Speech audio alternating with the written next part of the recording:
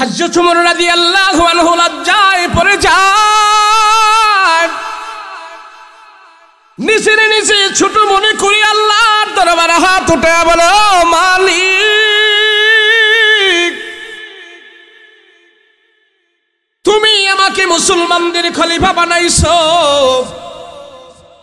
আর আমার রাজ্যের ভিতরে আমার মদিনার শহরের মধ্যে একজন মহিলা আমাকে ভর্ৎসনা দিতেছে, তোমার আদালতে আমার জন্য অভিশাপ করতেছি।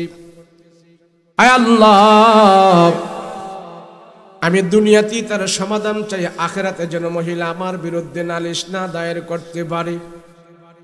হযরত ওমর দৌড়ে চলে গেল, যা মুদির ম্যানেজারকে ডাক দিয়া বলতেছে, মুদির তাল হেনা, আয় আয় আয় আমার কাছে আয়, খাদ্য গুদামের ভান্ডারের চাবিটা আমার কাছে দাও। খাদ্য গুদাম থেকে গুদাম খুলি আটার বস্তা নিয়া দুইজনকে বলতেছি, দাও আমার পিঠের মধ্যে দাও, এই বস্তাটা আমার পিঠের মধ্যে উঠায়া দাও। সরদার দো আলমের এত বড় একজন সাহাবী, প্রধান সাহাবীদের ভিতরে থেকে একজন বড় সাহাবী, দুইটা আটার বস্তা নিয়ে আসছে, বলে একটা আমার পিঠের মধ্যে উঠায় দাও, আর একটা রাখো। দুজন তারা বলতেছে, ওগো আমিরুল মুমিনিন, আমরা থাকতে আপনার পিঠের মধ্যে আটার বস্তা থাকবে, এটা আমাদের কেমন কথা, কেমনে আমরা এটা মেনে নেব? দেন আমরা নিয়ে যাই। কোথায় নিয়ে যেতে হবে আপনি আমাদেরকে বলেন, সেখানে আমরা নিয়ে যাব। আমিরুল মুমিনিন ওমর বলেন, না না, এই আটার বস্তা আমার পিঠের মধ্যে উঠায় দাও, আমি হক আদায় করতে চাই। আমিরুল মুমিনিন ওমর রাদিয়াল্লাহু আনহু এত বড় একজন খলিফা, নিজের নিজে অপরাধী মনে করে নিজের পিঠের মধ্যে আটার বস্তা নিয়ে হাঁটে হাঁটে পা পা করে তাঁবুর সামনে চলে গেল। যা দরজার মধ্যে টাক টাক করে আওয়াজ করতেছেন, এ ঘরের দরজা খোলো। আর ওই মহিলা বলতেছে, কে আপনি? কে? বলে, আমি প্রথম রাতে তোমার ঘরের দরজায় টোকা দিয়েছিলাম, এখন আবার আসছি গভীর রজনীতে তোমার ঘরে। বলে, আমার ঘরে কোনো খাবার নাই, কোনো মুসাফিরকে আমি খাবার দিতে পারবো না। বলে, না না, খাবার দেওয়া লাগবে না, খাবার দেওয়া লাগবে না, আমি খাবার নিয়ে আসছি। মহিলাটা ভিতর থেকে ভয় পাওয়া গেছে, এত রাত্রে আমার ঘরে মনে হয় ডাকাত প্রবেশ করতে চায়। বলে, খাবার আনেন আর যা আনেন, আমি এত রাত্রে ঘরের দরজা খুলবো না, আমার ঘরে কোনো পুরুষ মানুষ নাই, আমি একজন বৃদ্ধা মহিলা, আমার ঘরে ছোট ছোট দুইটা সন্তান আছে, তাদেরকে আমি কোনো খাবার দিতে পারতেছি না, আপনি যে হন না কেন আপনি চলে যান। হযরত ওমর চিন্তা করলেন, মহিলাটা ডাকাতের ভয়ে ঘরের দরজা খুলতেছে না, আমি আর এখানে থাকবো না, তার যে প্রয়োজনে আসছে সেই প্রয়োজন মিটায় আমি চলে যাব। ওমর রাদিয়াল্লাহু আনহু বলে, মা, আমার পরিচয় আমি বলবো না, তবে তোমার ঘরের দরজার সামনে তোমার সন্তানদের জন্য খাবার আমি রেখে গেলাম, আমি চলে গেলাম, তুমি খাবারগুলো নিয়ে যাও। ওমর রাদিয়াল্লাহু আনহু ঘরের দরজার সামনে খাবারগুলো রেখে আটার বস্তা রেখে চলে গেল। আর তার কানের মধ্যে শুধু সেই কথাটা বাজতেছে, হায় রে, এই মহিলা যদি আল্লাহর আদালতে আমাকে বিরুদ্ধে যে নালিশ করেছে, আমার গলায় গামছা লাগা নাকি আমাকে সে হাসরের ময়দানে জিজ্ঞেস করবে, তার স্বামী কিছুদিন আগে জিহাদের ময়দানে যায় শহীদ হয়েছে, বাচ্চাগুলো এখন খাবার পায় না, শুধু কান্না করতেছে, আমি ওমর সেখানে কি জবাব দেব আল্লাহর আদালতে? আল্লাহর আদালতে মহিলাকে এই কথা বলে যখন চলে আসলো, ফজরের আযান দিল, আযানের ইমামতি করলেন। ইমামতি করার পর সাহাবায়ে কেরামদেরকে ডাক দিয়া বলে, ও সাহাবীরা, এমনও মানুষ আমরা আছি এখানে, আমাদের গুনাহগুলো, আমাদের অপরাধগুলো, আমাদের পাপগুলো সমাজের মানুষ যদি আমাদের এই পাপের খবর জানে, কেউ আমাকে সম্মান করবে না, সালাম দিবে না। কথা বলেন ঠিক কিনা? এমন এমন পাপী সমাজে আছে, নিজের বউয়ের পাপ স্বামী জানে না, স্বামীর পাপের খবর স্ত্রী জানে না, ছেলে মেয়ের পাপের খবর বাবা জানে না, বাবা মায়ের পাপের খবর সন্তান জানে না। যদি জানতো বাবা এমন অপরাধী, বাবা এমন ঘৃণিত কাজ করছে, বাবা এমন লজ্জিত কাজ করছে, সন্তান যদি বাবার এই লজ্জিত কাজগুলো দেখতে পাইতো, জীবনে বাবার সামনে মুখ দেখাইতো না। কথা বলেন ঠিক কিনা? এত সব কিছুর পরেও আল্লাহ পাক আমাকে আপনাকে সম্মানে রেখেছেন। আমাদের পাপগুলো দুনিয়ার মানুষের কাছে ওপেন করে না, আমাদের অপরাধগুলো আল্লাহ পাক ঢেকে রাখছেন মায়া করে, দয়া করে। কেন? বান্দাকে আমি সুযোগ দিয়েছি, অপমান করি নাই, সুযোগ দিয়েছি, বেইজ্জতি করি নাই, সুযোগ দিয়েছি। বান্দা যদি এই অপরাধ বুঝে, সুযোগ বুঝে, সে যদি আমার কাছে আত্মসমর্পণ করে, আমি আল্লাহ তার 70 বছরের গুনাহ পর্যন্ত ক্ষমা করে দেব। কারণ কি?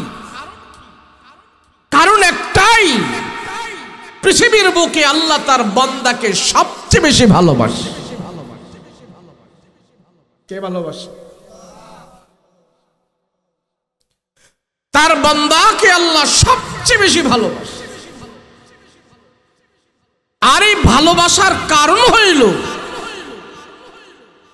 মানুষকে যদি আল্লাহ ভালো না বাসে, তাহলে আল্লাহ যেন এত ক্ষমতাবান, এত দয়াবান, আল্লাহ যেন আল্লাহ এটা প্রকাশ করার কোনো সুযোগ নাই। এটা প্রকাশের সুযোগ নাই। মানুষকে যদি আল্লাহ এত ভালো না বাসে, এখন আপনি বলতে পারেন, হুজুর আল্লাহ যদি মানুষকে এত ভালোবাসে, তাইলে মানুষের ভিতরে উৎকৃষ্ট মানুষ হলেন মুমিনেরা, মুসলমানেরা। তাহলে সারা দুনিয়াতে মুসলমানদেরকে আল্লাহ পাক এত বেইজ্জতি করতেছে, পিঠা খাওয়াইতেছে, মায়ের খাওয়াইতেছে, কাফের মুশরিকের হাতে এত কিছু করতেছে, তো ভালোবাসার কারণ কি এটাই? কথা বলেন ঠিক না? যারে যে ভালোবাসে, ভালোবাসা তো বিধর্মীর কাছে আমাদের কি মায়ের খাওয়ানো, অপমান করা, এটা আবার কেমন ভালোবাসা? কথা বলেন ঠিক না? আমরা যদি কাউকে ভালোবাসি, তার গায়ে কেউ আঘাত করুক, এটা আমরা চাই না। কিন্তু আল্লাহ তার বান্দাকে এত ভালোবাসে, এত ভালোবাসা মুসলমানদেরকে কেন কাফেরের হাতে পিঠা খাওয়াইতেছে? কারণটা কি? এই কারণ আছে না? না বলেন, আছে না? না। আল্লাহ পাক বলেন, ইয়া আইয়ুহাল্লাযীনা আমানুত্তাকুল্লাহ, ইয়া আইয়ুহাল্লাযীনা আমানুত্তাকুল্লাহ ওয়াবতাগু ইলাইহিল ওয়াসিলাতা ওয়াজাহিদু ফি সাবিলিহি লাআল্লাকুম তুফলিহুন। এই আয়াতের ভিতরে আল্লাহ পাক তামাম দুনিয়ার মানুষদেরকে ডাক দেয়া কয়, মুমিন মুসলমানদেরকে ডাক দেয়া কয়, ইমানদারদেরকে ডাক দেয়া কয়, ইয়া আইয়ুহাল্লাযীনা আমানু, আমানুত্তাকুল্লাহ ওয়াবতাগু ইলাইহিল ওয়াসিলা। খুব ভালো করে বুঝছেন? আল্লাহ পাক রব্বুল আলামিন তার মায়ার দয়ার বান্দাদেরকে ডাক দিয়া কয়, ও বান্দারা, তোমাদেরকে আমি আল্লাহ যাদেরকে বেশি ভালোবাসে তারা হলেন ইমানদার, তারা হলো মুমিন, তারা হলো মুসলমান, তারা হলো নামাজি, তারা হলো হাজি, তারা হলো গাজী। এই নামাজি ইমানদার বান্দাদেরকে আল্লাহ ডাক দিয়া কয়, ইয়া আইয়ুহাল্লাযীনা আমানুত্তাকুল্লাহ, হে ইমানদারেরা, তোমরা আমার আল্লাহকে ভয় পাইবা, আমার আল্লাহকে তোমরা ভয় করবা। আর ওয়াবতাগু ইলাইহিল ওয়াসিলা, তোমাদের সম্পর্কটা হবে, তোমাদের উসিলাটা হবে ওয়াবতাগু ইলাইহিল ওয়াসিলা ওয়াজাহিদু ফি সাবিলিহি লাআল্লাকুম তুফলিহুন। ওয়াবতাগু ইলাইহিল ওয়াসিলা, মুফাসসিরিন কেরাম এখানে 4 শ্রেণীর মানুষের কথা বলছেন। কয় শ্রেণী? 4 শ্রেণী। তারা দুনিয়াতে সবচেয়ে বেশি সফল হবে। কারা? ওয়াবতাগু ইলাইহিল ওয়াসিলা ওয়াজাহিদু ফি সাবিলিহি লাআল্লাকুম তুফলিহুন। এটার সম্পূর্ণ ফুল কথা বলার সময় এখন না, সুযোগ না। আমি শুধু বলতে চাইতেছি এটা, বান্দারে আল্লাহ এত সবচেয়ে বেশি ভালোবাসা কেন বান্দারে আবার আল্লাহ কাফের মুশরিকের হাতে পিঠা খাওয়াইতেছে, কারণটা কি? তাহলে ভালোবাসারই দরকার ছিল কি? কথা বুঝেননি? একটা লোক উঠলে ওয়াজ করুন না, মন চাইলে এখন চলে যান, 1 মিনিট সময় আছে, আর নাইলে আধা ঘন্টা পরে দোয়া করবো, দোয়ার মধ্যে সামিল হইবেন। রাজি আছেন? কথা কয় না দি, রাজি আছেন? আমি বুঝি আপনারা কোন জাতের ওয়াজ পছন্দ করেন, আমি এতটুকু বুঝি। আপনাকে এখানে গাগরা আছে নি? গাগরা, হ্যাঁ, এই গাগরা সম্মেলনে আমি আইছি, কিন্তু গতবার না আইছি। বাংলাদেশ ঘুইরা বয়ান কইরা কোন এলাকার মানুষ কোন জিনিস খায় বেশি এটাও আমরা চিনি, কোন এলাকার মানুষের কোন জিনিস পছন্দ বেশি এটা আমরাও জানি।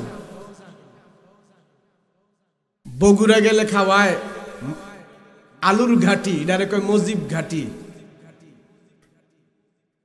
হ্যাঁ, বুঝেন না? তো হেরা ঘাটি বেশি পছন্দ করে। ওই জামালপুর গেলে খাওয়ায় গরুর গোস্ত দিয়া আর চাউলের গুঁড়া দিয়া একটা খাবার বানায়, এটার কি খাবার জানে কয়, এটা আমি মুখে দিলে খাইতেই পারি না। তো এক এক দেশের মানুষ এক এক খাবার খায়, সব খাবারের নাম জানি, আর সব খাবারের নাম যেহেতু জানি, ওয়াজ করে আমরা এটাও বুঝি কোন এলাকার মানুষ কোন ওয়াজ খাইতে চায়। তা আপনারাও কি খাইতে চান আমি জানি, যদি সুযোগ হয় আপনাদের খাওন যদি দিতে পারি, আল্লাহ যদি বের করে মুখ দিয়া সেটাও আমি। ওয়াবতাগু ইলাইহিল ওয়াসিলা, আপনার সম্পর্কটা কার সাথে হবে? সম্পর্ক হলে আপনি পদে পদে বিজয় অর্জন করবেন, সফলতা লাভ করবেন, সেই কথাটাই কোরআনের আয়াতের ভিতরে আল্লাহ পাক বলছে। রসুলের সাথে যারা চলাফেরা করতেন, নবীজির সাথে সম্পর্ক ছাড়া, নবীজির সাথে সংযোগ ছাড়া, নবীজির সাথে ভালোবাসা ছাড়া কোনো কাজের ভিতরে এরা সফলতা পায় নাই। কথা বলেন ঠিক কিনা? দেখা গেছে ইসলাম গ্রহণ করার আগে তাদের মূল্যায়ন ছিল না, দাম ছিল না। ইসলাম গ্রহণ করার আগে কেউ তাদেরকে দাম দিত না, কিন্তু ইসলাম গ্রহণ করার পর এমন ভাবে আল্লাহ তাদেরকে সম্মানিত করেছে, মদিনায় বসে বসে তারা সারা দুনিয়া পরিচালনা করেছে, সারা দুনিয়া।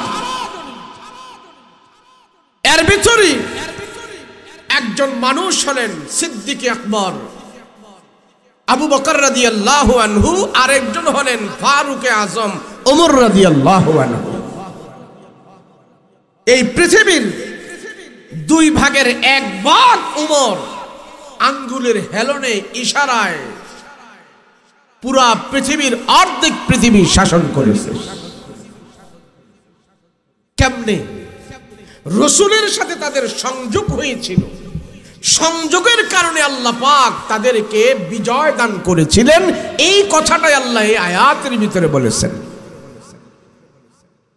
হযরত ওমর কেমন একটা মানুষ ছিলেন? ইসলাম গ্রহণ করার পূর্বের যুগের ইতিহাস যদি আমরা, ওমরের ইতিহাস যদি আমরা জানি,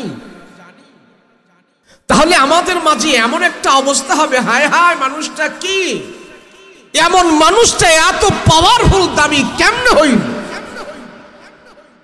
ওমর কিন্তু ইসলাম গ্রহণ করার আগে এত জ্ঞান গর্ব একটা লোক ছিল না, সাদা সিধা মানুষ ছিল। ওমর কি ছিল? আমার কথা কয় না, আওয়াজ করেন না। সাদা সিধা। আপনাদের দেশে কি কয়? সাদা সিধা কয় না, আমাদের কুমিল্লা কয় মগা। কি কয়?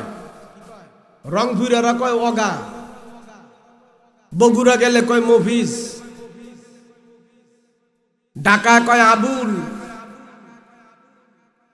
মাদারীপুর শিবচর হেদিক দা কয় হামদু, বরিশাল গেলে, ওই বরিশালের হেদিকে গেলে কই খেবু ভরার বলদ, এমন একটা আন্তাজ ছাড়া মানুষ ছিলেন হযরত ওমর। সেই ওমরকে আল্লাহ পাক এমন একটা মানুষ দিয়ে আল্লাহ হযরত ওমর এই মানুষটাকে দিয়ে অর্ধেক পৃথিবী পরিচালনা করেছে। ওমরের কারণে নয়, আমার রাসূলের সাথে সংযোগ হওয়ার কারণে। কথা বলেন ঠিক কিনা? আমি আর আপনিও যদি মাদ্রাসার সাথে, কোরআনের সাথে, ইসলামের সাথে, নামাজের সাথে, রোজার সাথে, তাকওয়ার সাথে, তাহাজ্জুদের সাথে, দাড়ি টুপির সাথে আখিরাত নিয়ে চিন্তা করি, আমার সময়টা যদি দ্বীনিয়াল ইসলামের সাথে হয়ে যায়, আমার আপনার সম্মান আল্লাহ দুনিয়া আখিরাতে বাড়াই দিবেন। হযরত ওমর একদিন রাস্তা দিয়ে যাইতেছে, সব সাহাবীরা যাইতেছে সাথে। তো ওমর সব সাহাবীদেরকে থামাই দিলেন, দাঁড়াও, দাঁড়াই দিলেন। তো হযরত ওমর বিশাল বড় মরুভূমির দিকে তাকায়া কান্না শুরু করে দিছে। চোখের পানি পড়তেছে, ঝরঝর করে চোখের পানি পড়তেছে। সাহাবীরা জিজ্ঞেস করলেন, ওগো ওমর, আপনি তো পুরা পৃথিবীর অর্ধেক জাহানের খলিফা, আপনার সম্মানের অভাব নাই, সম্পদের অভাব নাই, কিন্তু আপনার চোখে পানি কেন? আমরা এটা জানতে চাই। দাড়িগুলো ভিজায় ফেলছেন, বুকটাও ভাসায় ফেলছেন, কারণটা কি? হযরত ওমর কোনো কথা কয় না, মরুভূমির দিকে, চাটিয়াল ময়দানের দিকে তাকায় তাকায় শুধু কান্না করতেছি, কান্না করতেছি। চোখের পানি ছেড়ে ছেড়ে শুধু কান্না করতেছি। সাহাবীরা সঙ্গীরা বলে, ওগো ওমর, আপনার তো পৃথিবীতে কোনো কিছুর অভাব নাই, কিন্তু চোখে আপনার কেন এত পানি? কিসের অভাবে, কিসের কারণে আপনি এত কান্না করেন? কারণটা কি আমরা একটু জানতে চাই গো ওমর। হযরত ওমর বলে, সাহাবীরা রে, আমার কোনো কিছুর অভাব নাই। এই যে চাটিয়াল ময়দান দেখতেছো, মরুভূমিটা দেখতেছো, তোমরা তো জানো না, তোমরা শুধু জানো আমি একজন তোমাদের খলিফা, আমি তোমাদের নেতা, আমি তোমাদের একজন আমির, কিন্তু আমার আগের জিন্দিগির খবর তোমরা জানো না। এই যে চাটিয়াল ময়দানটা আমি দেখলাম, বিশাল বড় মরুভূমিটা দেখলাম, জানো জানো ইসলাম গ্রহণ করার আগে আমি এই মরুভূমির রাখাল ছিলাম। এই রাখাল থেকে আল্লাহ আমাকে রসুলের কাছে আনলেন, আমার রসুলুল্লাহর হাতে হাত রেখে কলমা পড়ে মুসলমান হয়েছে। আজকে মুসলমান হওয়ার পরে আল্লাহ পাক আমাকে অর্ধ জাহানের খলিফা বানায়া দিছে। হযরত ওমর রাদিয়াল্লাহু আনহু বলে, ও সাহাবীরা, আরে আমার চোখে পানি দুনিয়ার কিছু জন্য না, আমার চোখের ভিতরে পানি দুনিয়ার কোনো কিছুর জন্য না। আমি ওমর কান্না করতেছি, আমি এত বড় দামি হইলাম আমার নিজের কারণে নয়, আমি এত বড় সম্মানে হইলাম আমার নিজের কারণে নয়। আমাকে আল্লাহ তোমাদের খলিফা বানাইছে, আমাকে আল্লাহ এত বড় বানাইছে আমার কারণে নয়। আমি তো নগণ্য একজন গোলাম ছিলাম, আমি এই মাঠের একজন রাখাল ছিলাম। এই মাঠের ভিতরে আমি সারাদিন রৌদ্রে পুড়িয়া বৃষ্টিতে ভিজিয়ে আমি ছাগল বকরি চড়াইতাম। আমার বাবা সকালবেলা ছাগল বকরিগুলো দিয়ে আমাকে মাঠের মধ্যে পাঠাই দিতেন, আবার বিকাল বেলা বাবার কাছে ছাগল বকরিগুলো গনে গনে আমি জমা দিতাম। আমি মনে ছিলাম একজন রাখাল, আমার এত সম্মান ছিল না, আমার এত দাম ছিল না, আমার এত ইজ্জত ছিল না। আজকে সে রাখাল থেকে টান দিয়ে আল্লাহ পাক আমাকে অর্ধ জাহানের খলিফা বানায়া দিছে। আগের কথাগুলো আমার মনে পড়ে গেছে, ওই রাখালগিরির কথাগুলো আমার মনে পড়ে গেছে, সেই জন্য আমার চোখ দিয়া পানি বের হয়ে গেছে। আল্লাহু আকবার। তাকে বলা হয় কৃতজ্ঞ বান্দা, সে হইল শুকরগুজার বান্দা। আগে আমার কিছুই ছিল না, এখন 2-3 পোলা বিদেশ যায় অনেক টাকা কামায়, ব্যবসা করে অনেক টাকা কামায়। এই জন্য আমি আগের দিন ভুলে গেছি আমি যেন অভাবে ছিলাম, এখন আর আমার মনে হয় না। কথা বলেন ঠিক কিনা? আগে আমার ছেলে মেয়ে নিয়ে আমি খেতে পারতাম না, অভাবে ছিলাম, কিন্তু এখন আমার অভাব নাই, টাকা পয়সার অভাব নাই, মান সম্মানের অভাব নাই, সব কিছু পায়া আমার আগের দিনগুলো আমি ভুলে গেছি। এখন মানুষকে কোনো মানুষ মনে করি না, ডনকে আর মনে করি, দাম্ভিকতা দেখায়া চলি, গরম দেখায়া চলি। সেই জন্য আল্লাহর রাসূল বলেন, তুমি হইলা আল্লাহর দরবারে একজন অকৃতজ্ঞ বান্দা। হযরত ওমর বলে, আমি এখন খলিফা হইলাম, तमाम দুনিয়ার আর্ধেক পৃথিবীর মানুষ আমার কথা শুনে, আর আমি এখন যদি মস্তানি করে চলি, হাওমাও করে চলি, সবাইকে আমি তাকাব্বুরি দেখায়া চলি। না না সাহাবীরা রে, এই মাঠটা দেখে আমার আগের কথা মনে হয়েছে। আমার বাবা একদিন সকালবেলা আমাকে ছাগল বকরি দিয়া মাঠের মধ্যে বের করে দিয়েছে। আমি সারা দিন ছাগল বকরি চড়াইছি। হযরত ওমর রাদিয়াল্লাহু আনহু মাঠের মধ্যে ছাগল বকরিগুলো নিয়া সারা দিন ঘাস পানি খাওয়ায়া বিকাল বেলা বাবার কাছে এনে জমা দিত। একদিন দুপুর বেলা প্রচন্ড রৌদ্রের মধ্যে হযরত ওমর ওই একটা ওটের নিচে যা বসে গেল। ওটের নিচে যা বসলেন একটু ছায়ার জন্য, আরামের জন্য। আর সে ওটটা হযরত ওমরের মাথার মধ্যে লাদায়া দিছি, মাথার মধ্যে লাদায়া দিছে।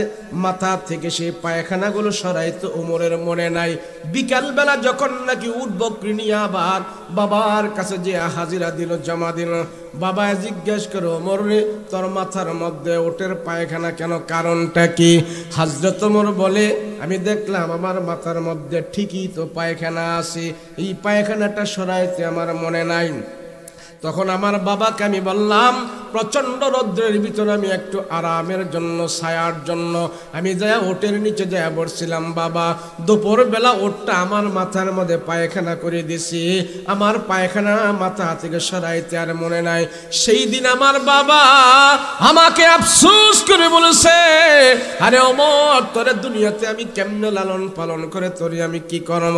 আমার বাবা আমাকে নিয়ে আফসোস করেছে। আমার বাবা আমাকে একটা বেকল বোকা শোকা ছেলে ভাবছে, ভাইবা আমাকে নিয়ে শুধু চিন্তা করেছে, দুনিয়াতে তুমি কেমনে চলবা, কেমনে চলবা।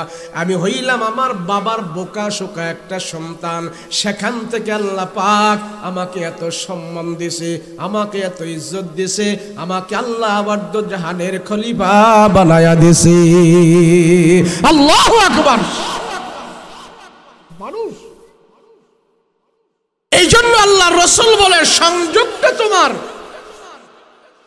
রসুল্লাহর সাথে যখন হবে, রসুল তো নাই, নবী তো নাই, সংযোগ এখন কার সাথে হবে? কোরআনের সাথে হবে, মাদ্রাসার সাথে হবে, আলেম ওলামার সাথে হবে। ইনশাআল্লাহ আমার আপনার সম্মান আল্লাহ পাক বাড়ায়া দিবে। কথা বলেন ঠিক কিনা? এটা আমাদের সম্পর্ক, সংযোগ সব হয়ে গেছে এখন মোবাইলের সাথে, ফেসবুকের সাথে, গানের সাথে, নির্বাচনের সাথে, নেতার সাথে। কথা বলেন ঠিক কিনা? আমাদের সম্পর্ক এখন নেতার সাথে বেশি। কার সাথে? ফাতি নেতা বড় নেতার সাথে, বড় নেতা তার উপরের সাথে, তার উপরের সাথে, সব নেতার সাথে বেশি আমাদের সংযোগ। দেখেন না, নেতার সাথে মিলে যদি একটা ছবি উঠানো যায়, আবার এই ছবি রাস্তার মোড়ে মোড়ে টানাইয়া দেখে দেখে কি কত খুশি হয়। হয় কি হয় না? নেতায়ও গাছের আগায়, কর্মীও গাছের আগায়, একসাথে ফটো উঠেছে তো দুইজনে। এখন নেতায়ও গাছে, কর্মীও গাছে, কি আনন্দ, কি ফুর্তি। এখন দেখা গেছে বিপদ যখন আসছে, নেতায় দেশ ছেড়ে ফালাইছে, কর্মী আর ফালাইতে পারে না, এটা ভিড়া খাইয়া মরে। সম্পর্ক হয়েছে তো আমার নেতার সাথে, আরে আমার আপনার সম্পর্ক হবে হাবিবুল্লাহ মুহাম্মদুর রাসূলুল্লাহ সাল্লাল্লাহু আলাইহি ওয়াসাল্লামের সাথে। কথা বলেন ঠিক কিনা? এর জন্য আল্লাহ রসুল বলেন, তোমার সম্পর্ক ভালো জিনিসের সাথে যখন হবে, তোমার সম্মান আল্লাহ দুনিয়া আখিরাতে বাড়াই দিবে। প্রত্যেকটা এলাকায় যাদের মাদ্রাসা আছে, মাদ্রাসার সাথে সম্পর্ক রাখবেন। রাজি আছেন ইনশাআল্লাহ? হযরত ওমর আফসোস করে বলে, ও দুনিয়ার মানুষ, ইসলাম গ্রহণ করার আগে আমার কোনো মূল্য ছিল না, আমার কোনো দাম ছিল না। জানো আমি দামি, কত দামি হয়েছি জানো? আল্লাহ আমাকে এত সম্মান করেছে, আমি তার মূল্য কিভাবে পরিশোধ করব? হযরত ওমরের কথায়, ওমরের মতের সাথে মত মিলাইয়া কোরআনের 14 জায়গায় আল্লাহ আয়াত নাজিল করে দিয়েছে। আমার ওয়াজ কি বুঝেন? বুঝেন? সময় কম, কথা বেশি, এর জন্য আমি তাড়াতাড়ি বলতেছি, দোয়া করে দেব। হযরত ওমর এমন একটা বোকা মানুষ, কিন্তু যখন তার আগের জিন্দেগীর কথাগুলো স্মরণ রাখে, হায় হায় আরে আমি তো এত দামি ছিলাম না, তখন এই মনটাকে ছোট করে দেয়, মনটাকে নরম করে দেয়।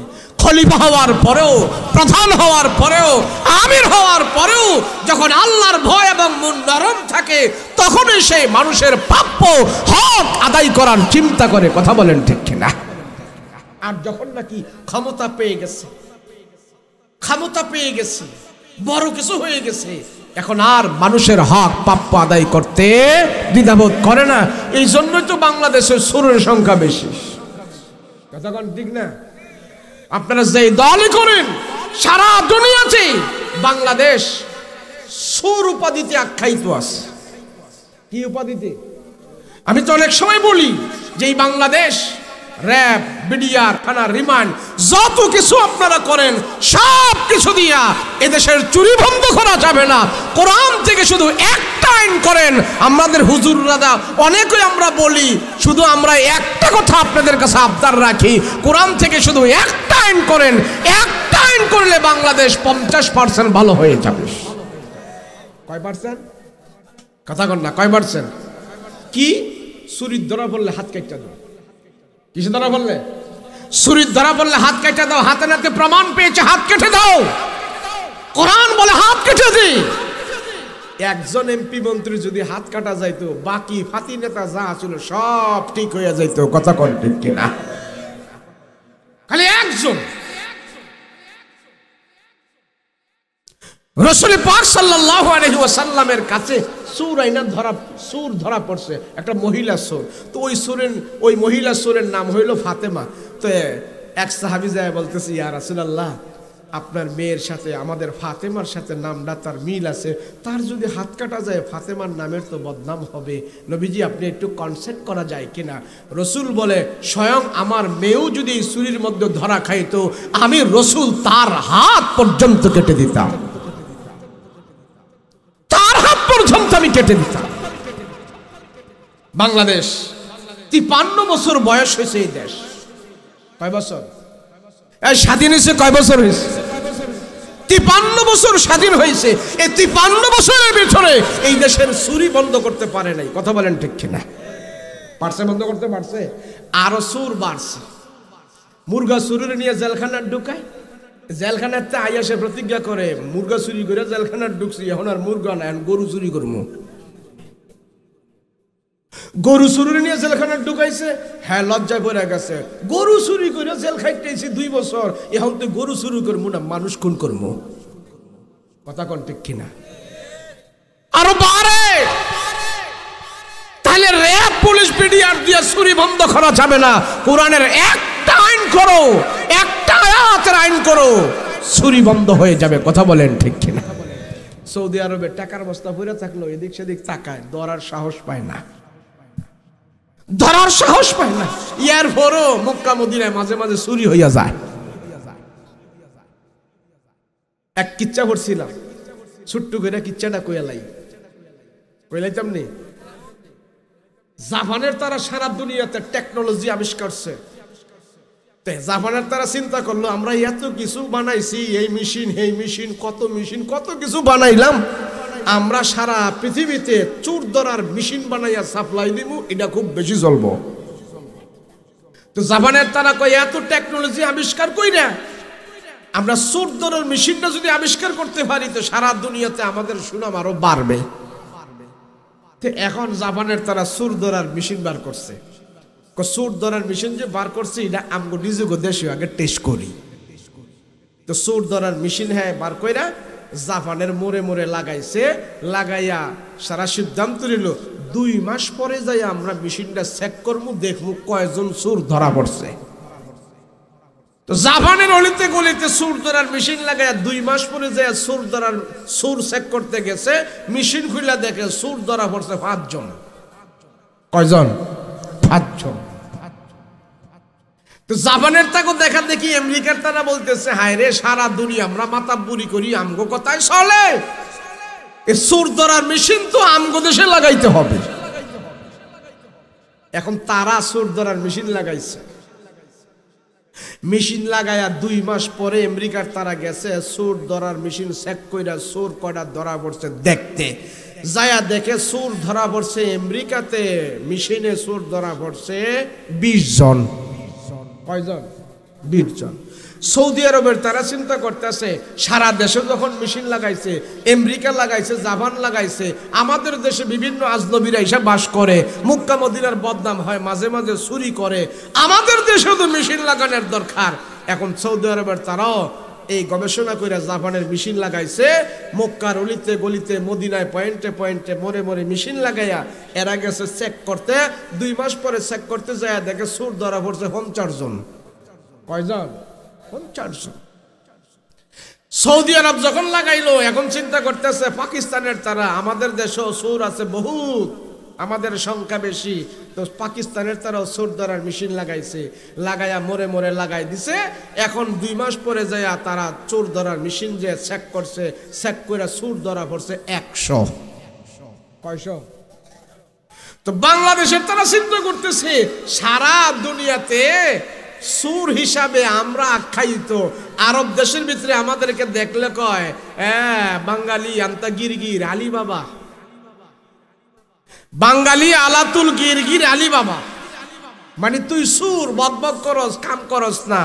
তো এই যে চোরের একটা বদনাম বাংলাদেশে আছে, তো বাংলাদেশের ঊর্ধ্বতন কর্মকর্তারা সিদ্ধান্ত নিল আমরাও চোর ধরার মেশিন লাগাই। তো ধরেন না, গুলিস্তান, মতিঝিল, পল্টন, বাইতুল মোকাররম সব জায়গার আশেপাশে এমন চোর ধরার মেশিন লাগাইছে। লাগাইয়া বড় বড় দায়িত্বশীল মন্ত্রণালয় যারা আছে, এরা 2 মাস পরে যা গেছে চোর ধরার মেশিন চেক করতে, কয়জন চোর ধরা পড়ছে। এখন তারা যে যায়া বড় বড় অফিসাররা গেছে, বাচ্চাদের কথা বন্ধ হয় না,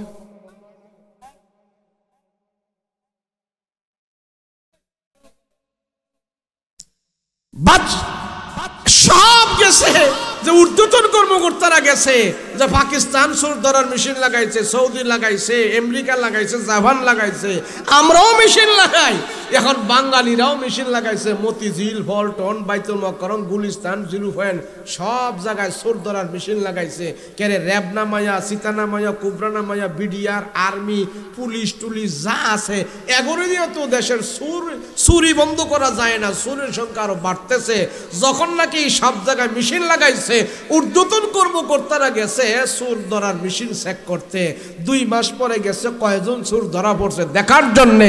যায়া যখন চোরের মেশিনে চেক করব, চোর কজন ধরা পড়ছে, যায়া দেখে চোর ধরা পড়ব দূরের কথা, চোরের মেশিনটাই চুরি হইয়া গেছে।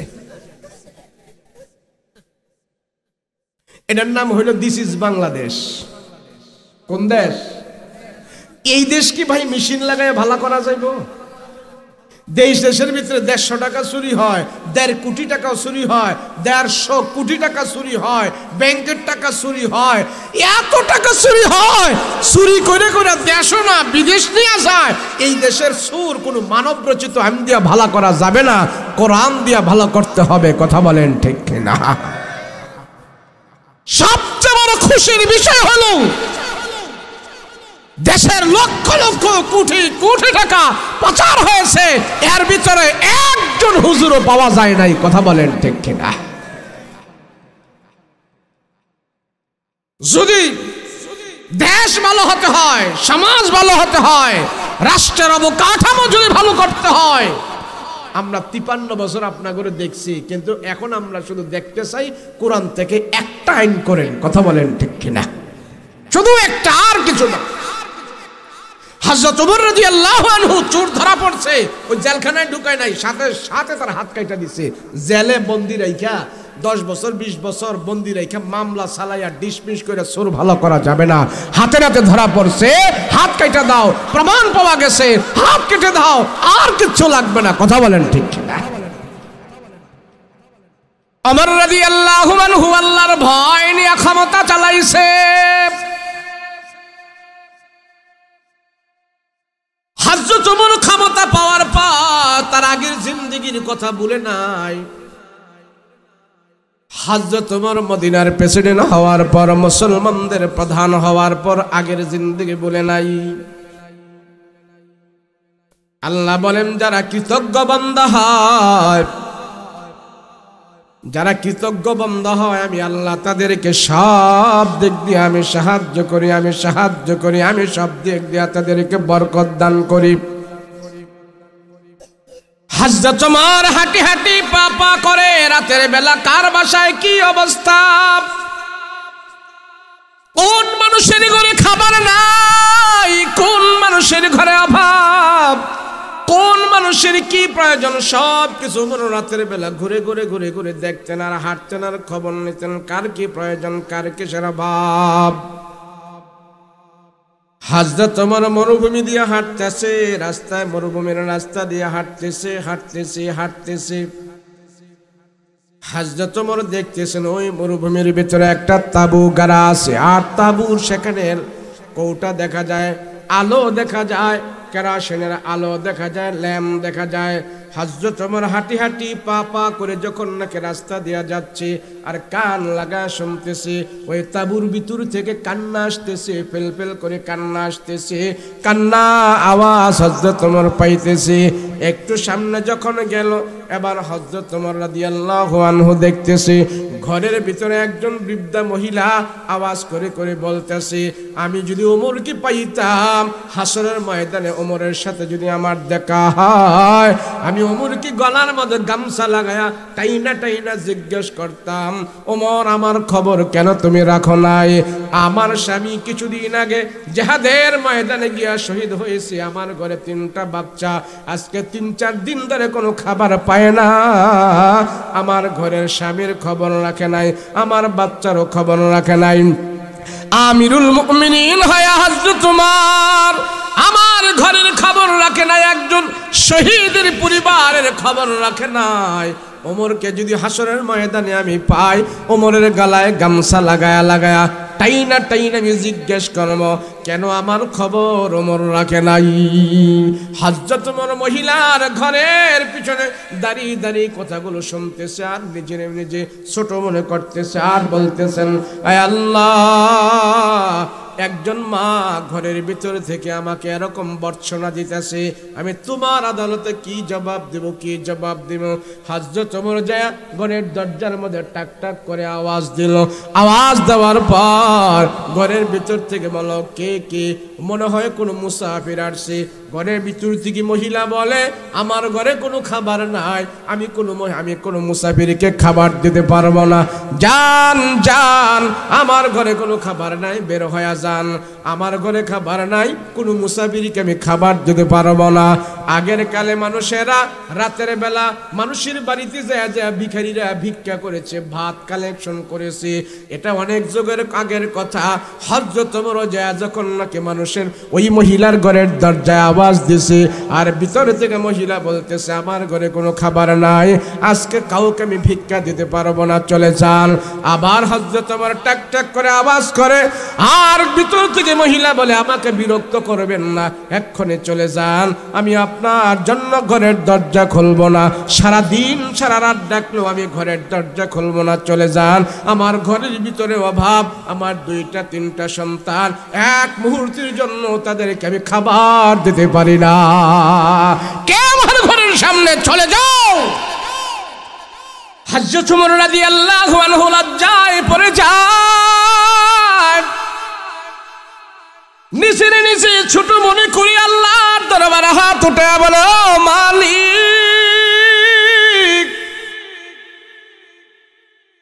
তুমি আমাকে মুসলমানদের খলিফা বানাইছো, আর আমার রাজ্যের ভিতরে আমার মদিনার শহরের মধ্যে একজন মহিলা আমাকে ভর্ৎসনা দিতেছে, তোমার আদালতে আমার জন্য অভিশাপ করতেছে।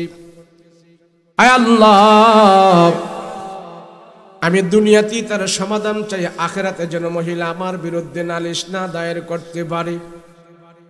হযরত উমর দৌড়া চলে গেল, যা মুদির ম্যানেজারকে ডাক দিয়া বলতেছে, মুদির তাল হেনা, আয় আয় আয় আমার কাছে আয়, খাদ্য গুদামের ভান্ডারের চাবিটা আমার কাছে দাও। খাদ্য গুদাম থেকে গুদাম খুলি আটার বস্তা নিয়া দুইজনকে বলতেছি, দাও আমার পিঠের মধ্যে দাও, এই বস্তাটা আমার পিঠের মধ্যে উঠায়া দাও। সরদার দো আলমের এত বড় একজন সাহাবী, প্রধান সাহাবীদের ভিতরে থেকে একজন বড় সাহাবী, দুইটা আটার বস্তা নিয়ে আসছে, বলে একটা আমার পিঠের মধ্যে উঠায় দাও, আর একটা রাখো। দুজন তারা বলতেছে, ওগো আমিরুল মুমিনিন, আপনি আমরা থাকতে আপনার পিঠের মধ্যে আটার বস্তা থাকবে, এটা আমাদের কেমন কথা, কেমনে আমরা এটা মেনে নেব? দেন আমরা নিয়ে যাই। কোথায় নিয়ে যেতে হবে আপনি আমাদেরকে বলেন, সেখানে আমরা নিয়ে যাব। আমিরুল মুমিনিন ওমর বলেন, না না, এই আটার বস্তা আমার পিঠের মধ্যে উঠায় দাও, আমি হক আদায় করতে চাই। আমিরুল মুমিনিন ওমর রাদিয়াল্লাহু আনহু এত বড় একজন খলিফা, নিজে অপরাধী মনে করে নিজের পিঠের মধ্যে আটার বস্তা নিয়ে হাঁটে হাঁটে পা পা করে তাঁবুর সামনে চলে গেল। যা দরজার মধ্যে টাক টাক করে আওয়াজ করতেছেন, এ ঘরের দরজা খোলো। আর ওই মহিলা বলতেছে, কে আপনি? কে? বলে, আমি প্রথম রাতে তোমার ঘরের দরজায় টোকা দিয়েছিলাম, এখন আবার আসছি গভীর রজনীতে তোমার ঘরে। বলে, আমার ঘরে কোনো খাবার নাই, কোনো মুসাফিরকে আমি খাবার দিতে পারবো না। বলে, না না, খাবার দেওয়া লাগবে না, খাবার দেওয়া লাগবে না, আমি খাবার নিয়ে আসছি। মহিলাটা ভিতর থেকে ভয় পেয়ে গেছে, এত রাত্রে আমার ঘরে মনে হয় ডাকাত প্রবেশ করতে চায়। বলে, খাবার আনেন আর যা আনেন, আমি এত রাত্রে ঘরের দরজা খুলবো না, আমার ঘরে কোনো পুরুষ মানুষ নাই, আমি একজন বৃদ্ধা মহিলা, আমার ঘরে ছোট ছোট দুইটা সন্তান আছে, তাদেরকে আমি কোনো খাবার দিতে পারতেছি না, আপনি যে হন না কেন আপনি চলে যান। হযরত ওমর চিন্তা করলেন, মহিলাটা ডাকাতের ভয়ে ঘরের দরজা খুলতেছে না, আমি আর এখানে থাকবো না, তার যে প্রয়োজনে আসছে সেই প্রয়োজন মিটায় আমি চলে যাব।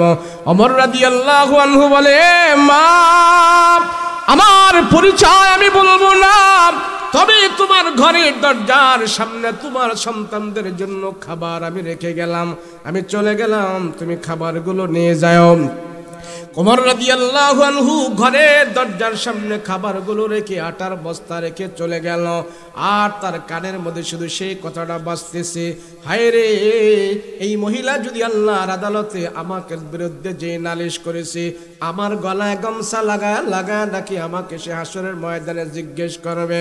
তার স্বামী কিছুদিন আগে জিহাদের ময়দানে যায় শহীদ হয়েছে, বাচ্চাগুলো এখন খাবার পায় না, শুধু কান্না করতেছে, আমি ওমর সেখানে কি জবাব দেব আল্লাহর আদালতে? আল্লাহর আদালতে মহিলাকে এই কথা বলে যখন চলে আসলো, ফজরের আযান দিল, আযানের ইমামতি করলেন।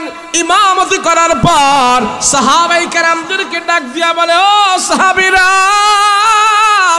তোমাদের সামনে আজকে একটা বিচার হবে, যেই বিচার তোমাদের জন্য শিক্ষা হবে। সব সাহাবীরা তোমরা বসবা, আজকে এমন একজনের বিচার হবে, যেই বিচার তোমাদেরও জেনে রাখা দরকার। এমন বিচার একজনের হবে, যে বিচার সব তোমরা সাক্ষী থাকবা, তোমাদের সাক্ষী উপস্থিতির মাধ্যমে একজন মানুষের বিচার হবে। ওমর রাদিয়াল্লাহু আনহু দুইজন সাহাবীকে পাঠিয়ে দিলেন, যাও, ওই তাঁবুর ভিতরে একজন বৃদ্ধা মহিলা আছে, তোমরা সেই মহিলাকে নিয়ে মসজিদে নববীর মধ্যে শামিল হয়ে যাও। এমন তাঁবুর ঠিকানা বলল, সেখানে যাওয়ার পর মহিলারাকে যায় পাইল, পাওয়ার পর দুই সাহাবী যায় বললেন, ও মা গো, আপনাকে হযরত আমিরুল মুমিনিন ওমর রাদিয়াল্লাহু আনহু আপনাকে বলেছে মসজিদে নববীতে যাওয়ার জন্য। বলে, কেন? কয়, আমরা জানি না কেন, তবে এতটুকু শুনেছি আজকে নাকি সেখানে একজনের বিচার হবে, এই বিচারের সাক্ষী আমরা সবাই নিজে হয়ে যাব। আসেন। বৃদ্ধা মহিলা থরথর করে ভয় পেয়ে যান, হায় রে, রাতের বেলা হযরত ওমর কত গালিগালাজ করেছি, আর এখন আমার বিচার মনে হয় মসজিদে নববীতে হবে। ওমরের কানে মনে হয় কেউ যেন আমার কথাগুলো লাগায় দিছে, এই জন্য ওমর আমার প্রতি ক্ষিপ্ত হয়ে গেছে।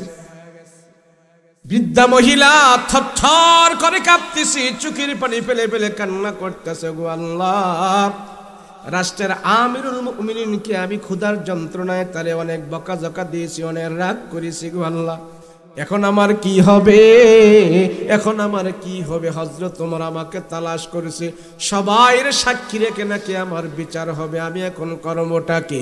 বৃদ্ধা মহিলাকে ধরে ধরে যখন নাকি মসজিদে নববীতে ওমর রাদিয়াল্লাহু আনহুর সংসদে এসে হাজির করলো, হযরত ওমর রাদিয়াল্লাহু আনহু দেখলেন ওই মহিলাটার সাথে দুইটা বাচ্চাও মহিলা নিয়ে আসছে। বাচ্চাও নিয়ে আসার পর হযরত ওমর ডাক দিয়া বলে, মা, পর্দা করে সুন্দর করে আসতেছেন, ভালো কথা, আপনি ওখানে থাকেন না গো মা, আমি আপনাকে একটু জিজ্ঞাসা করতে চাই, কি ব্যাপার, আপনি কয়দিন ধরে অনাহারে আছেন, কয়দিন ধরে আপনার সন্তানগুলো খাবার পায় না, আমি আপনার সব কথা শুনেছি, সব কথা শুনেছি। এই কথা বলার পর ছোট্ট বাচ্চারা ডাক দিয়া বলে, ও মা, এই ব্যক্তির হযরত ওমরের কথাটা শুনে আমার মনে হইতেছে রাতের বেলা যে মুসাফির আমাদের ঘরের দরজায় গিয়েছিল, মোটা কণ্ঠের একটা আওয়াজ দিয়ে আমাদেরকে বলেছিল খাদ্য রাখা আছে, এই কণ্ঠের আওয়াজটা এই ব্যক্তি থেকে আমরা পাইতেছি, ওনার আওয়াজটার মতোই তো রাতের বেলার আওয়াজ ছিল। মহিলা আরো ভয় পাওয়া গেছে, হায় রে, ওমরকে আমি যত গালিগালাজ করেছি, মনে হয় ওমর আমার ঘরের দরজায় দাঁড়ায় দাঁড়ায় শুনছি। হযরত ওমর বলে, ও মা, আপনি ভয় পায়েন না, ভয় পায়েন না, আপনাকে কষ্ট দেওয়ার জন্য এখানে আনি নাই। হযরত ওমর নিচ থেকে একটা গামছা নিয়ে মহিলার হাতের মধ্যে দিল, হাতের মধ্যে দিয়া বলে, এ মা, আমার কল্লাটা আগায়া দিলাম, আপনি গামছা দিয়ে আমাকে টাইনা টাইনা সবার সামনে আপনি দেখায়া দেন, আর আপনার মনের আশা আপনি পুরা করে দিন আমাকে। হযরত ওমর বলে, মা, তোমার ঘরের ভিতরে আমি খাবার যদি পারি নাই, তুমি রাতের বেলা আল্লাহর আদালতে অভিযোগ করছো, আল্লাহকে বলেছো হযরত ওমরকে পাইলে আমি গলায় গামছা লাগায়া টাইনা টাইনা হাসরের ময়দানে জিজ্ঞেস করব, আমি তোমার কথাগুলো শুনছি, হাসরের ময়দানে আমার গলায় গামছা লাগায়া জিজ্ঞেস করার আগে তুমি আমাকে মদিনায় এখনো সবার সামনে টাইনা টাইনা জিজ্ঞেস করো। আমি হাসরের ময়দানে অপরাধী হতে চাই না। আমি ওমর, দুনিয়াতে আমার অনেক নাম আছে, সুনাম আছে, রসুল বলছেন নবীজির পরে নবী হইলে আমার নাকি আল্লাহ নবী বানাইতো। এতটুক সম্মান যে নবী আমাকে দিয়েছে, হাসরের ময়দানে আমি তকমা নিয়ে উঠতে চাই না, তোমার বদদুয়া নিয়ে উঠতে চাই না, তোমার অভিযোগ নিয়ে হাসরের ময়দানে আমি উঠতে চাই না। হাসরের ময়দানে তুমি আমাকে গামছা লাগায়া পরে বিচার কইরো। এই যে মসজিদ ভর্তি যত সাহাবীরা আছে, সবাইকে সাক্ষী রেখে আমি বলতেছি, আমার কল্লায় গামছা লাগায়া লাগায়া তুমি আমার টাইনা টাইনা এখন তুমি প্রতিশোধ নিয়ে নাও। তারপরও হাসরের ময়দানে আমার ওমরের ব্যাপারে আল্লাহর কাছে অভিযোগ কইরো না, নাও আমারে তুমি টেনে টেনে তোমার মনের ইচ্ছা তুমি পুরো করে নাও। সুবহানাল্লাহ। এটা ছিল নেতা। রসুলের কাছ থেকে সে সমাজ পরিচালনা শিখেছে, নবীজির কাছ থেকে সে সমাজের ব্যবস্থাপনা শিখেছে। হযরত ওমর বলে, আমি রসুলের ডাইনে বামে সামনে পিছনে নবীজির সব থেকে আমি রিমান হাসিল করেছি, আর সেই ইমাম দিয়া আমি রাষ্ট্র পরিচালনা করি। আমার রাষ্ট্রে এমন একজন মানুষ আমার বিরুদ্ধে তহমত দিবে, আমার বিরুদ্ধে আল্লাহর দরবারে অভিযোগ করবে, এই অভিযোগ নিয়ে আমি হাসরের ময়দানে দাঁড়াইতে চাই না। বলেন সুবহানাল্লাহ।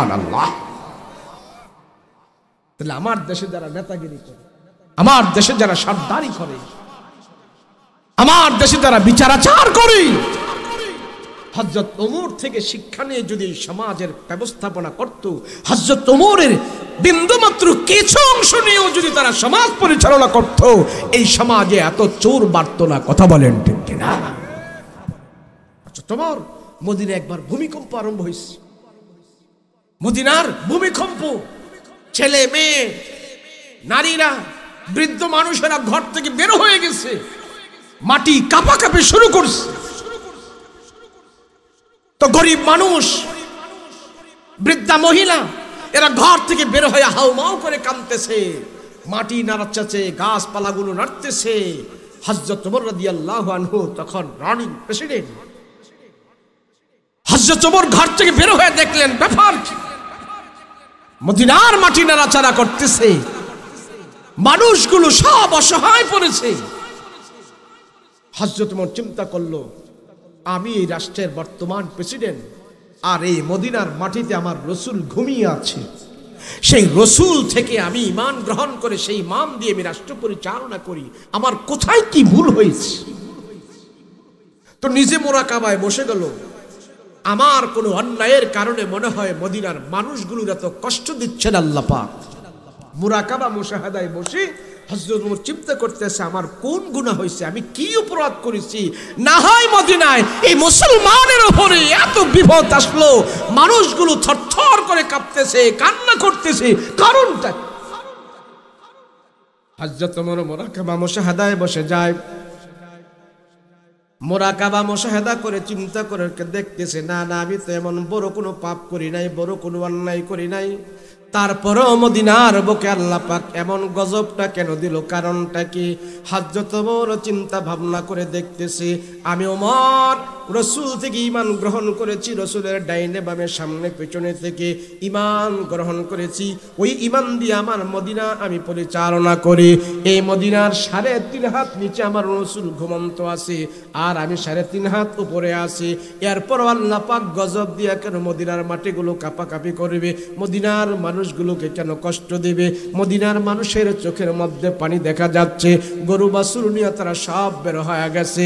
হযরত ওমর বলে, তাদের কষ্ট যদি হয় আর আমি ওমর যদি প্রেসিডেন্ট হই, হয়তো কোনো লাভ নাই। কোন কারণে হইল, কারণটাকে আমি একটু জানতে চাই। আমি ওমর তো ইচ্ছা করে কোনো কবিরা গুনাহ করি নাই, তাহলে আমার প্রেসিডেন্ট বানায়া, আমাকে আমির বানায়া আল্লাহ মদিনায় কেন ভূমিকম্প দিবে? হযরত ওমরের মাথার মধ্যে এটা ধরতেছে না, কেন আল্লাহ এমন করবে?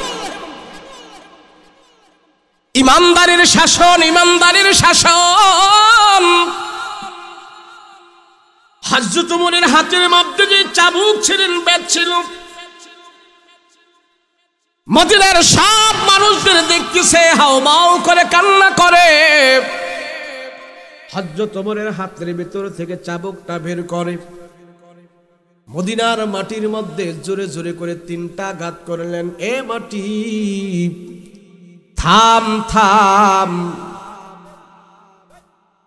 আমি এখনো জীবিত আছি, আর আমার রসুল এই মদিনায় 3.5 হাত মাটির নিচে ঘুমন্ত আছে।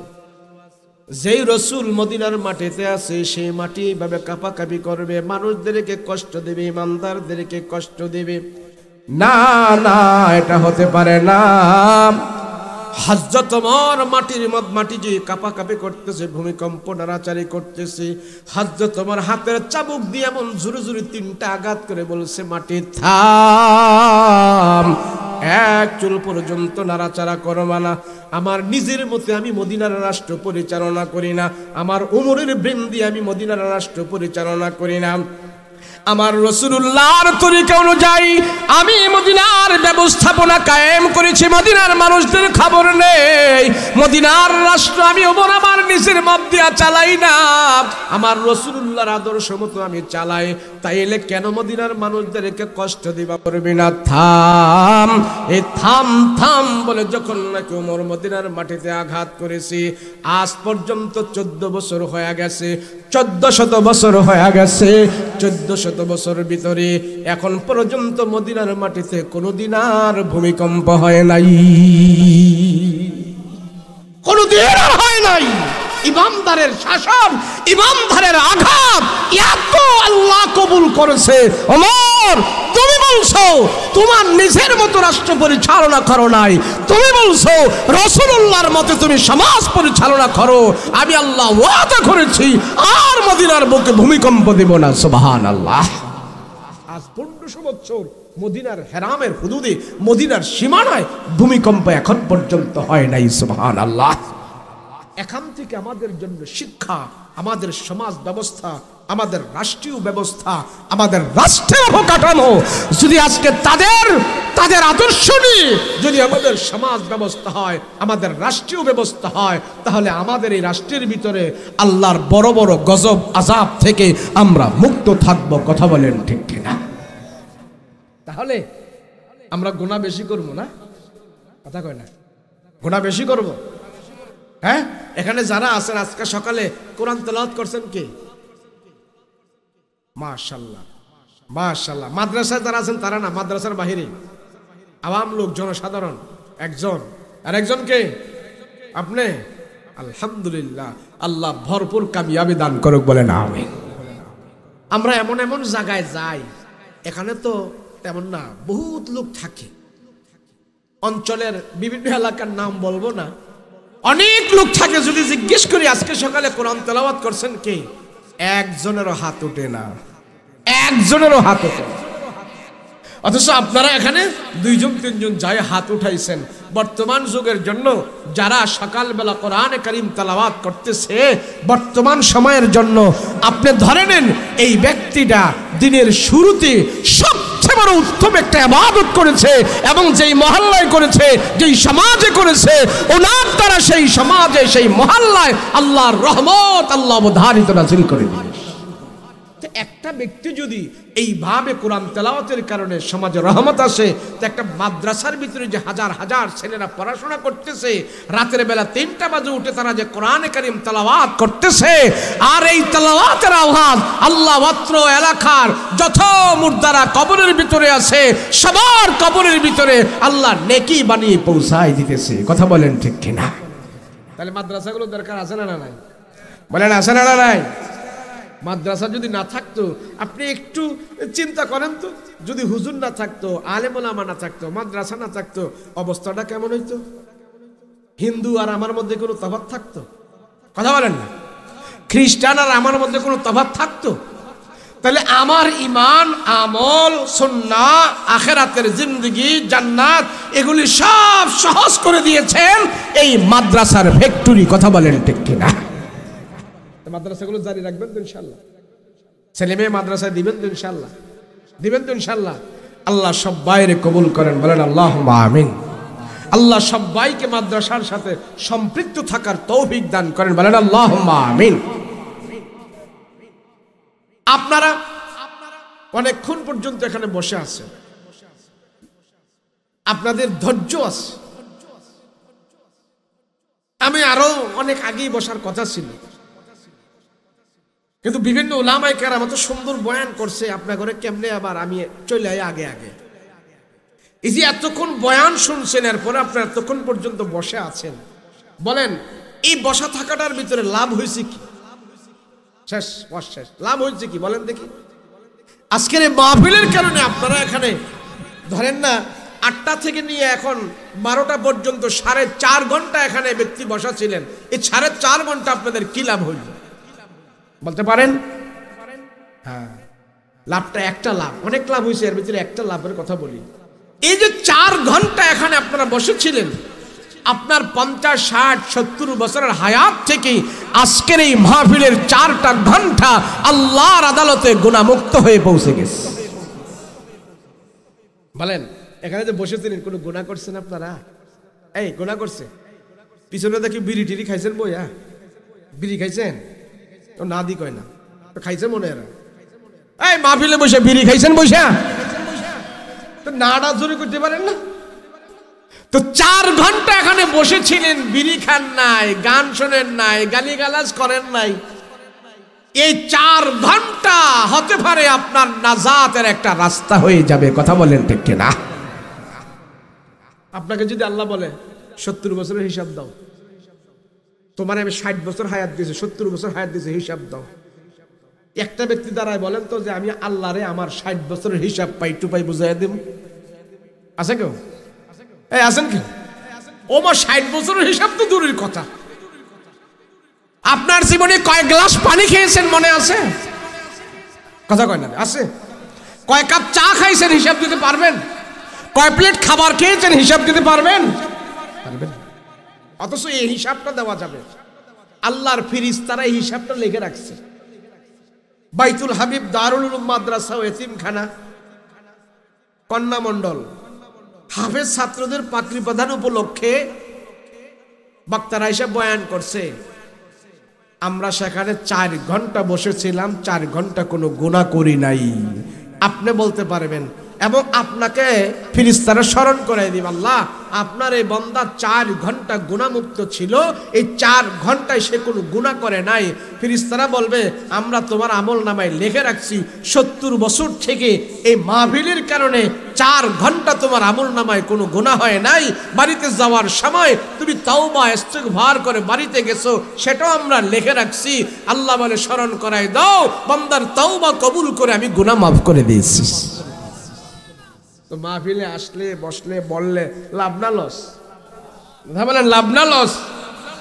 এই যে এখানে এত বড় আয়োজন করলো তারা, তাদের সবচেয়ে বড় লাভ হইল এই এলাকার মানুষগুলোকে মাদ্রাসার কারণে, মাহফিলের কারণে এতগুলো মানুষকে তারা আজকে মাহফিলকে কেন্দ্র করে অর্থায়ন খরচ করে, সময় দিয়ে, শ্রম দিয়ে, এই বাগান সাজিয়ে সব মানুষগুলোকে তারা 4 ঘন্টা গুনাহমুক্ত সময় উপহার দিয়েছেন। কথা বলেন ঠিক কিনা?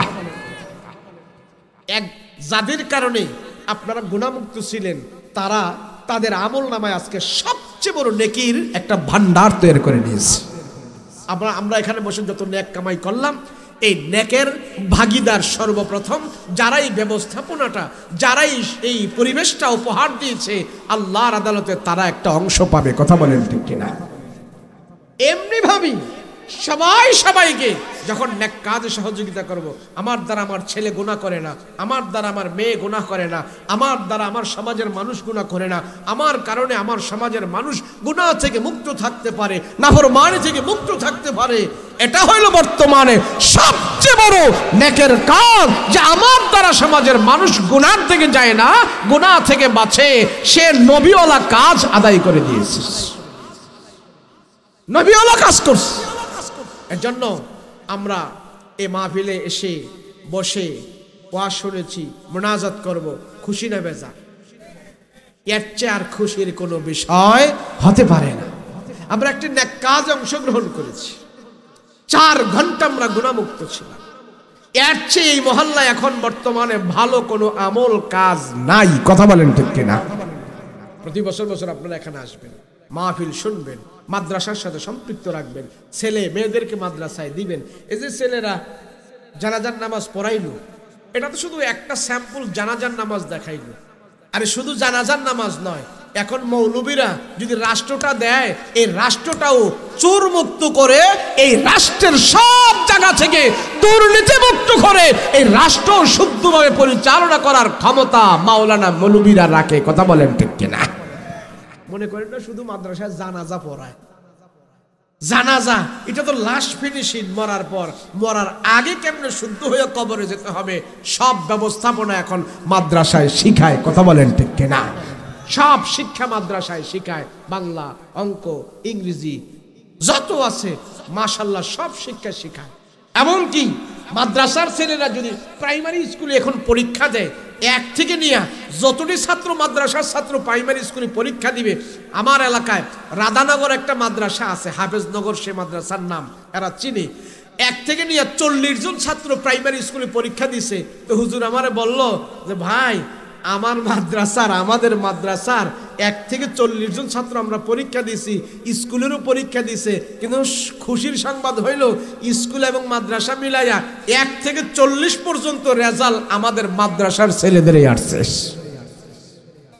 তা আমি চিন্তা করলাম, একটা প্রাইমারি স্কুলে সরকার কত বেতন দেয়, রেশন দেয়, আফা, ম্যাডাম, স্যার, দপ্তরি কত কিছু রাখতেছে টাকা দিয়া, কিন্তু মাদ্রাসায় এত টাকা দেয় না, তার তারপরও মাদ্রাসার ভিতরে আমরা প্রাইমারি স্কুল থেকে সুশিক্ষা বেশি দিচ্ছি, ভালো শিক্ষা বেশি দিচ্ছি। কথা বলেন ঠিক না?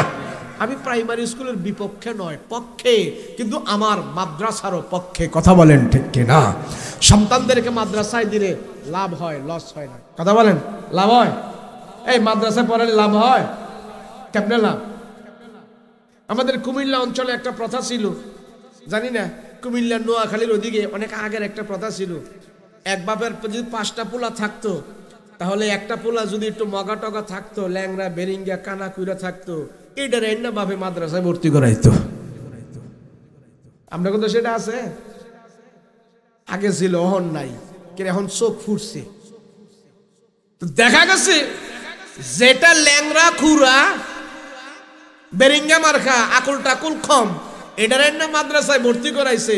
মাদ্রাসার ডাইলের পানি খাইয়া, হুজুরদের তালিম খাইয়া এই বেরিঙ্গাটা এখন এমন ভালো হয়েছে, ওই 5টার চেয়ে এখন এটার দাম বেশি হয়ে গেছে। কথা বলেন ঠিক কিনা? তো মাদ্রাসায় পড়ালে লস নাই, লাভ কি? লাভ আমার সন্তান আমার মৃত্যুর পরে আমার কবরের পাশে দাঁড়িয়ে সূরা ইয়াসিন তেলাওয়াত করে, এরপরে আমার কবর থেকে বিদায় দিয়ে আসবে। আর এক খতম কোরআনের, এক খতম সূরা ইয়াসিন যে একবার তেলাওয়াত করবে, আল্লাহ তারে কোরআনের 10 খতম সওয়াব দান করে দিবে। তাহলে আমার ছেলে আমার কবরের পাশে দাঁড়িয়ে সূরা ইয়াসিন একবার পড়ছে, 10 খতম কোরআনের সওয়াব আমার কবরে চলে গেছে। মরার পরে এর চাইতে বেশি আর কি পাইতে পারে? কথা বলেন ঠিক কি না? একজন সন্তানদেরকে মাদ্রাসায় দিবেন, রাজি আছেন ইনশাআল্লাহ? মাদ্রাসা মসজিদের সাথে সম্পৃক্ত থাকলে, টাকা টোকা দিলে, খেদমত করলে দুনিয়াতে অভাবে অনটনে থাকবে এমন প্রমাণ নাই। দুনিয়াতে আল্লাহ তার সম্মান ইজ্জত বাড়ায়া দিবে, এটা বাস্তবে আমরা নিজেরা প্রমাণ। আমরা নিজেরা প্রমাণ। মাদ্রাসায় জায়গা জমি দিয়ে টাকা দিই, মানুষ দুনিয়াতে অভাবে পড়ে যাবে, নিঃস্ব হয়ে যাবে, এমন নজির নাই। আল্লাহ তারে আরো সম্মান বাড়ায়া দিবে। কথা বলেন ঠিক কিনা? যাই হোক, অনেক কথা বললাম। আল্লাহ এই কথাগুলোর উপরে আমল করার তৌফিক দান করেন। এই মাদ্রাসাকে আল্লাহ কবুল করেন। বলেন আল্লাহুম্মা আমিন। জোরে বলেন আল্লাহুম্মা আমিন। আল্লাহ এই মাদ্রাসাকে কবুল করো। আল্লাহ যারা জায়গা দিল, যারা টাকা দিল, যারা পয়সা দিল, যারা শ্রম দিল, যারা বুদ্ধি দিল, যারা পরামর্শ দিল, যে যেইভাবে সহযোগিতা করতেছেন, প্রত্যেকের সহযোগিতা আল্লাহ দুনিয়া আখিরাতে তুমি খায়ের ও বরকত দান করো। বলেন আল্লাহুম্মা আমিন। মাশাআল্লাহ। আর সবাই সবার জন্য দোয়া করব। রাজি আছেন ইনশাআল্লাহ? সবাই সবার জন্য আমরা দোয়া করব। আল্লাহ সবাইকে কবুল করেন। বলেন আল্লাহুম্মা আমিন। আস্তাগফিরুল্লাহ।